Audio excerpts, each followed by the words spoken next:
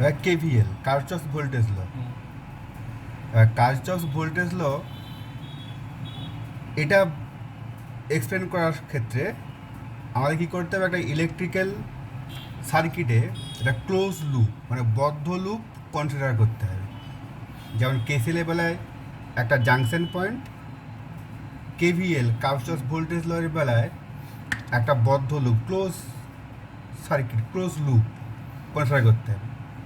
যেমন আমি এখানকার র্যান্ডাম একটা ইলেকট্রিক্যাল সার্কিট রেখেছি, এরকম রেজিস্ট্যান্স R1, তার সঙ্গে একটা ব্যাটারি কানেক্টেড E1, একটা রেজিস্ট্যান্স R2, ব্যাটারি E2, একটা রেজিস্ট্যান্স R3, ব্যাটারি E3 দিয়ে এভাবে কানেক্টেড। এবারে তিনটে এখানে তাহলে কিন্তু বেসিক্যালি এই যে ইলেকট্রিক্যাল সার্কিট আছে তিনটে ব্রাঞ্চ, 1 2 3 শাখা তিনটে। আচ্ছা, এবারে এখানে একটা কী করতে, একটা বদ্ধ লুপ সে আমি এখানে কনসিডার করলাম ABCDA এরকম একটা ক্লোজ লুপ এখানে কনসিডার করতে হবে। আচ্ছা, এবারে আমার এখানে এই যে তিনটে যে আলাদা আলাদা ব্রাঞ্চ, তিনটে আলাদা আলাদা ব্রাঞ্চে কারেন্ট আগে আমাকে কনসিডার করতে হবে। সেই আমি ফার্স্ট ব্রাঞ্চের কারেন্ট কনসিডার করলাম I1, সেকেন্ড ব্রাঞ্চের কারেন্ট I2, থার্ড ব্রাঞ্চের কারেন্ট I3 কনসিডার করলাম। এবার এই যে I1, I2, I3 তিনটে যে কারেন্ট কনসিডার করলাম আমি র্যান্ডামভাবে কনসিডার করেছি, কিন্তু এবার এই I1, I2, I3 মধ্যে রিলেশনশিপ কী না, এটা আসবে পুরো কেসিএলের ভিত্তিতে, কার্চফস কারেন্ট লয়ের ভিত্তিতে। কী বলা হয়েছিল যে একটা জাংশন পয়েন্টে টোটাল যে অ্যামাউন্ট অফ কারেন্ট এন্টার করবে ঠিক সেই অ্যামাউন্ট অফ কারেন্ট এক্সিট করবে। তাহলে এখানে I1, I2 এন্ট্রি করেছে আর I3 এক্সিট করেছে। তাহলে আমি লিখতে পারি আই ক্যান সে I3 সমান I1 plus I2। Another junction C, যদি সি এর ক্ষেত্রে যদি ওই কেসিএল অ্যাপ্লাই করি তাহলে এই I2টা এই ডিরেকশনে আছে মানে সি পয়েন্ট রেসপেক্টে এই ডিরেকশনে থাকবে। I3 এমনি করে এই লাইন দিয়ে যাচ্ছে, যে আলটিমেট I3 হবে সি পয়েন্ট রেসপেক্টে এন্ট্রি। আর I1 সিবির ক্ষেত্রে সিবি ডিরেকশনে বেরোচ্ছে। তাহলে এখানে I2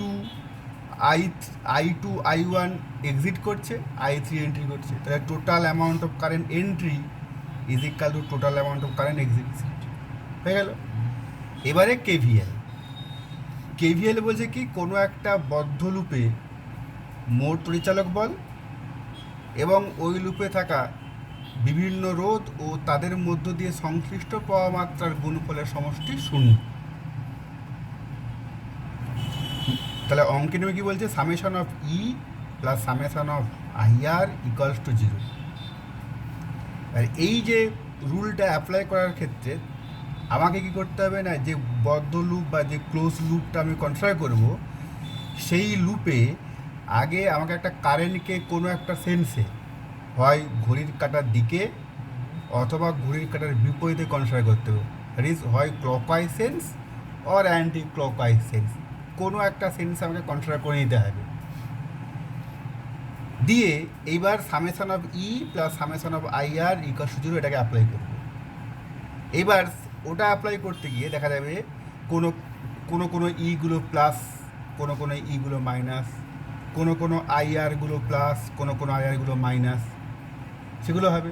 সেগুলো কিসের বেসিসে হবে না, আমরা লুপে কারেন্টটাকে যে সেন্সে ইমাজিন করব আর কেসিএল দিয়ে আগে দেখানো যে কারেন্টগুলো সেগুলো আমাদের কনসিডার মানে আমরা যে ডিরেকশনটা কল্পনা করলাম তার সঙ্গে ম্যাচ করলে প্লাস, না ম্যাচ করলে মাইনাস। দেখা যাক একটা লাল পালি পেন।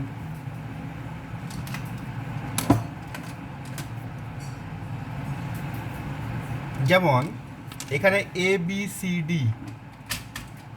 লুপটা নিয়েছি, আমি ধরলাম নাম অনুযায়ী আমি ধরলাম কি না ঘড়ির কাঁটার এরকম দিকে, এরকম ঘড়ির কাঁটার দিকে আমি কারেন্টটাকে কনসিডার করছি, ঘড়ির কাঁটার দিকে ক্লকওয়াইজ সেন্সে ঘড়ির কাঁটার দিকে ABCD লুপে আমি কারেন্টটাকে কনসিডার করছি। ঠিক আছে, এবারে কী লিখবো না, এবার summation of E plus summation of I R. এবার আমি ধরো এ থেকে স্টার্ট করছি, তাহলে প্রথমে আসছে কি R1, তার কারেন্ট I1, R1, সামনে সিম্বল হবে মাইনাস। লজিক কি না, আমি যদি ঘড়ির কাটার দিকে যদি কারেন্ট ধরি, আমার রেড লাইনটা হচ্ছে আমার কল্পনা করা দিক, কিন্তু অলরেডি কারেন্ট দেখানো আছে কি প্রিভিয়াসলি I1 তার উল্টো দিকে, তাই মাইনাস। এবার প্লাস U1, কেন প্লাস U1 না, আমি লুপে যে ডিরেকশানে অ্যানালাইসিস করছি, তাহলে পজিটিভ টার্মিনালটা ব্যাটারির আগে পড়ছে সেই সেন্সে, তাহলে প্লাস U1। নেক্সট কী হলাম, আলটিমেট প্রবলেম রিচ করলাম কোথায়, E2-তে, E2 মাইনাস।